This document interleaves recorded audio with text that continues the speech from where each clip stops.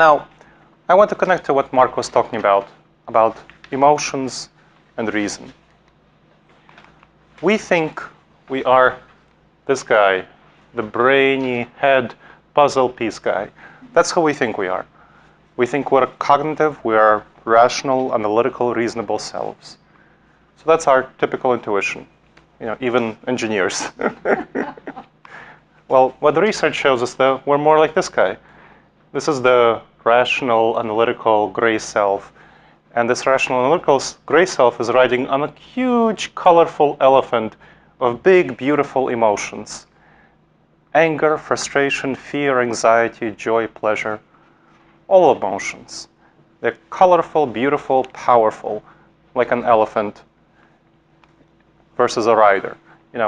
This is a concept first brought up by Jonathan Haidt, and he uses this metaphor. So of an elephant and a rider. Like, we can't really control the elephant very well in the moment. It's very easy for an elephant to stampede and overwhelm us.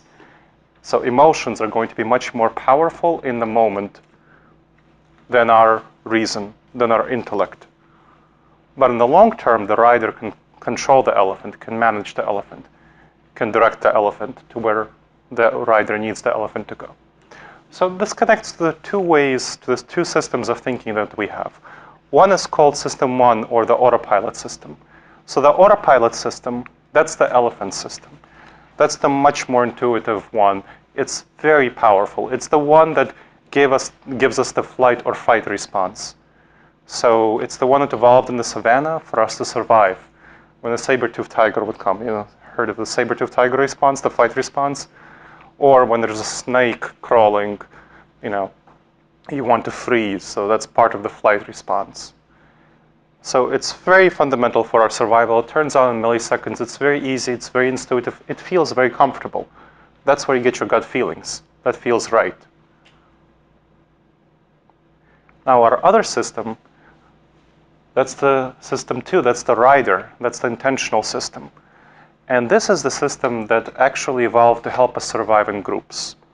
So it evolved when we began to live in tribes, and it's much more effortful. It takes work and hard effort to turn on. Now, if the autopilot system turns on in milliseconds, this system takes about a second to turn on. So it's a couple of 100 times slower than the autopilot system, your gut intuitions. It doesn't feel right. Your feeling, your gut intuitions, that's not your intentional system. This system is slow, reasoning, and logical. It's the math system. Now, for a coaching example, imagine that you have a client who's going to talk to his boss about some problematic evaluation, kind of, annual review, and the client knows it's not going well. Now, you know that depending on the client, if the client hears negative news about their performance evaluation from the boss, the autopilot system wants to either, stick the fingers in the air and go, la, la, la, la, la, la, la, I can't hear you. That's the flight response. That's the flight response. Now, the other response is the that's the fight response. So it depends on what kind of client you have. You have an aggressive client, you get the fight response. You have the, more down-to-earth, calm client, you're likely to get the flight response. Now, the intentional system, the right response, is to incorporate the feedback of the boss into the performance of the employee and then improve based on that feedback. It doesn't feel right to our guts. That's not the intuitive response. That's not what we want to do. So we want to do the wrong thing in that case. It's always going to be a trained response to incorporate the feedback into one's performance and improve in the future.